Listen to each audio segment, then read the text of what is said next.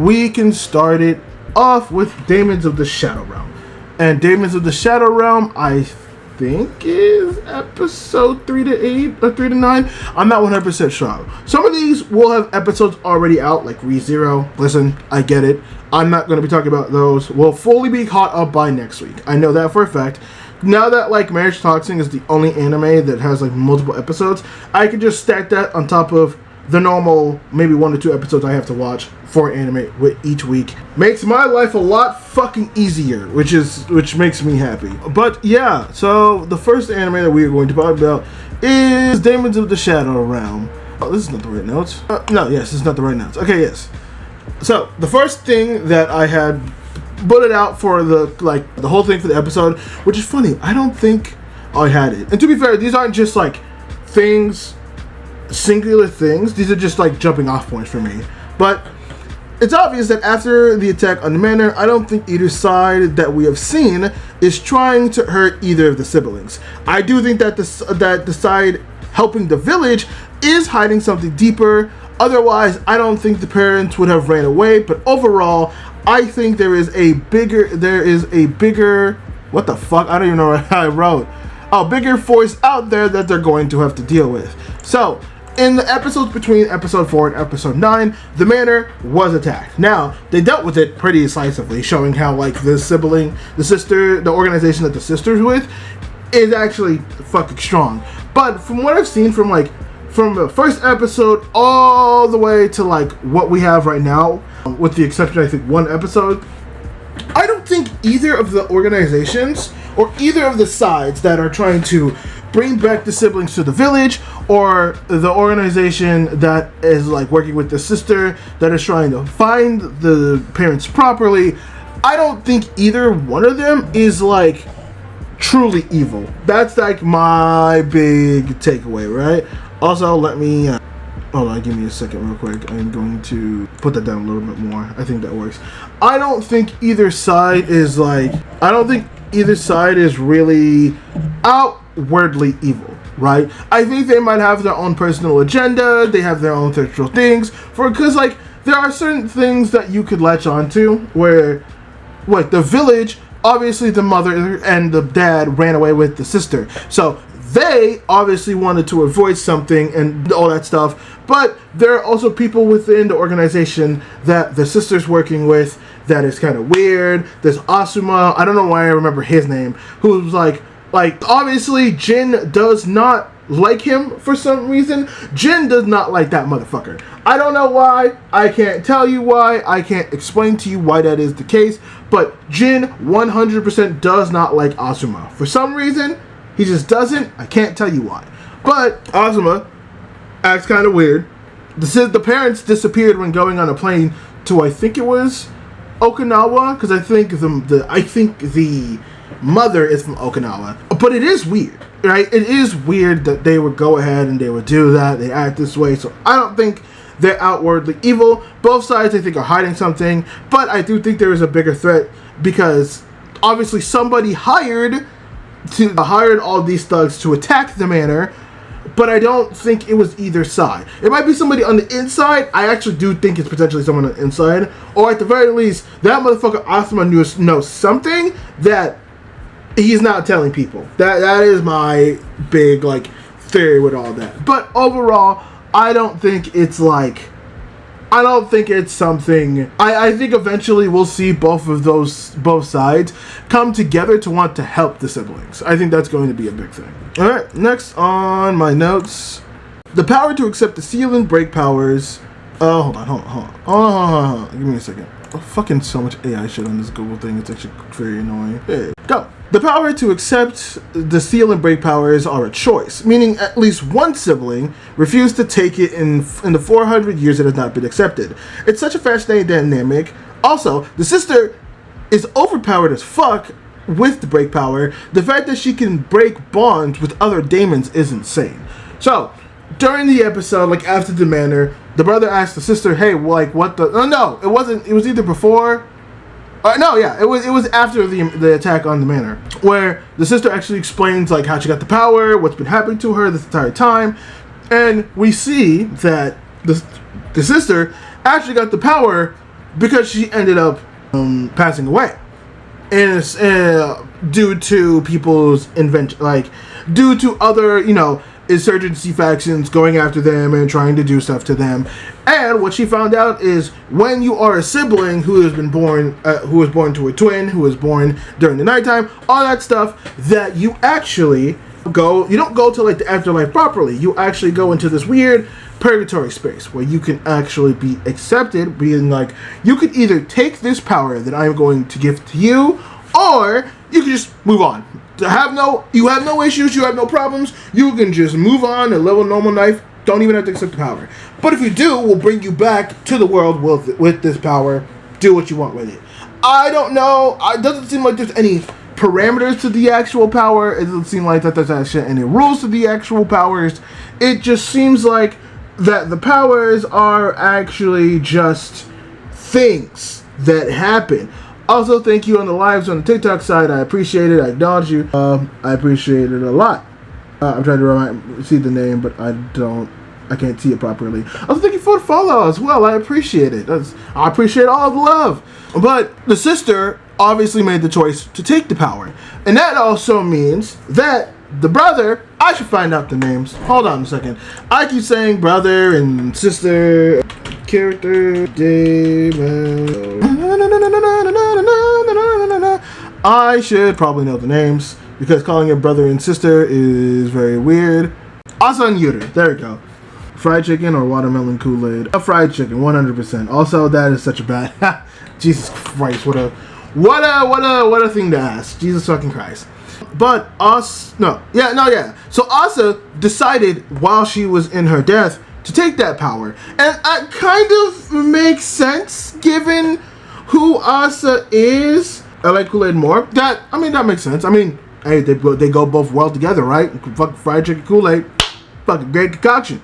Saint_Bobbit said, Zephyr smashing, Zephyr smashing, Zephyr smashing, Zephyr smashing. Hey, what's up, Bobby boy? What is good? I hope you're doing good, man. I hope you're doing good, and I hope things aren't too hectic over there.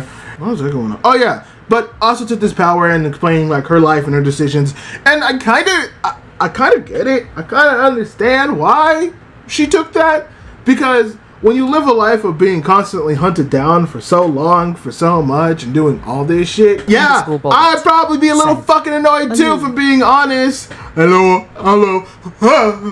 But yeah, no, I'd probably be a little pissed too. I'm not gonna fucking lie. I'm constantly being hunted down because I potentially have this power that people don't 100% understand how it fucking works. Yeah, I would probably I'd probably take the power too, just to crash out. But she doesn't. She obviously wants to find her brother because she knows some stuff. Or at least, maybe not knows some stuff, but obviously knows more than her brother. And is understanding that, like, whatever this organization is doing, I'm probably going to be on the side more of it because they're the ones that want to help me find my sibling, do all this stuff. So that makes a lot more sense. Also, something I didn't think about as well with this show, I do like the aspect that they sprinkle in with how Daemons are treated. And I think that goes over to the overall arcing thing for this story, whereas these world sees these Daemon users as nothing more than tools. Hence why I think, what's her name? Hold on. I will remember people's names. It's not her. Gabby. Oh, okay, Gabby. There we go. That makes sense. I think people like Gabby are very fascinating because when they were interrogating the people who were going ahead and, oh my god, what was it? When they were going ahead and they were interrogating the people who broke into the manor, one of the people made a comment of like, oh yeah, fucking Daemons are tools. Like, who fucking gives a shit? I don't give a fuck about how they feel. I don't give a fuck about how they is. And Gabby was so upset by that comment that she almost got her Daemon, I don't think it's called Chompers, but it's cute, but the Chompers one, to like almost like murk him off. And if it wasn't for Asa, Gabby would have actually done something. And so it obviously seems like Gabby has a connection to this, but also at the same time has somewhat of a deeper feeling when it comes to like those feelings. We at 1K. Yes, we are at 1K likes on TikTok. Thank you. I appreciate that love. I appreciate all y'all giving out like. I appreciate you, Shed. You are a fucking G for that. I 100% appreciate it. You're fucking cool, man. I love you. You're good. You're good. Thank you for the love. We appreciate it. We appreciate it. But Gabby's very interesting. I would like to see more Gabby. I hope to see that. I think I think off the rip from episode 1, I think people just love Gabby. And I think her character is going to be very fun to explore throughout like the entirety of this show's run. It's going to be very, very fascinating. Oh, we're gonna keep those notes. Oh, also is extremely broken. The power to break and the power to seal is fucking insane, because I thought the power to break was just like it's like essentially the idea to untangle like anything, but apparently you can untangle shit like concepts and other stuff like that too, because when one of the Daemons is attacking them and actually going and trying to kidnap Asa and Yuru, Asa is able to get out along with the right Daemon, I think it's the right Daemon, but able to get out with the right Daemon and able to break the seal or the pact that Daemon has with the enemy, and then make a new pact, which is wild. That's extreme. That is unfathomably powerful. Which also makes me think that the power to seal probably has the ability to make a pact with a Daemon, regardless of like what you're able to do. So that I hope Yuru gets that. I assume Yuru will be able to get that seal, but also at the same time, I also feel like that's going to cause so many problems, because again, it's been 400 years since like any twin has been able to like get the power to break and power to seal at the same time, so that's going to cause hella problems, but I am 100% excited to see that. And then the third point that I jotted down was there is no way the attack on the manor wasn't an inside job. People should have came to help, but didn't. Jin doesn't trust Asuma. There's a massive breadcrumbs of the org that the sister is working with going to implode at some point, along with the parents disappearing. Yeah, this is an inside job. It's happening and we just don't know it yet. So I was talking about before where I kind of went ahead of myself, but talking over the fact that like, yeah, this is most likely going to, like, this whole thing's probably an inside job of some sort. Like, we see it with, like, the way Asuma's acting. They don't know how people could even break into the manor. It's insane. It's fucking crazy. But, like, from what we've seen, like, I have to assume that whoever is doing it is a big fucker. Is a big fucker with a lot of power. A lot of insane fucking power. Which is going to be fun. It's going to be fun to see, and it's going to be fun to appreciate that. I like that. It's going to be exciting a lot. Other quirks that I think I should bring up. The bald dude that works with the org, that works with Asa, is fucking insane. That's crazy. That's pretty fun. The dude that's taking care of Yuru. I also love the fact he just walks up to. I did not realize how there is so much like bad tension, because there's a moment where the dude that's taking care of Yuru actually goes to the manor. It's like, and I thought he was gonna like break in. I thought he was gonna sneak in. I thought he was gonna like kidnap them. But he just walks in. He's like, "Hey, I'm here to pick up Yuru. I know you guys have him, so let me go." And they're just like, I mean, fine, sure. I mean, someone's here for you.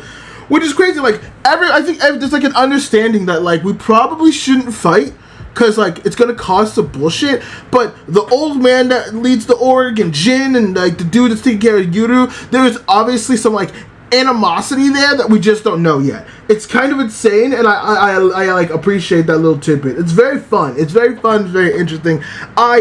I fucking love it. I love it so much. It's fucking great. But other than that, that's kind of it. A lot of it was just the attack on the manor and stuff like that.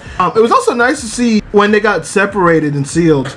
It was Left and Gyuru, and I think Right and Asa. Oh, they also have some. Asa and Right have like a conversation.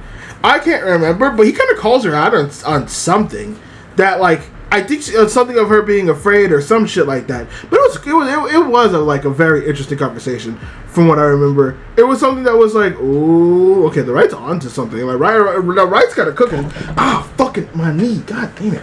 But yeah, that was something that was interesting. Overall, I think Daemons is a phenomenal show.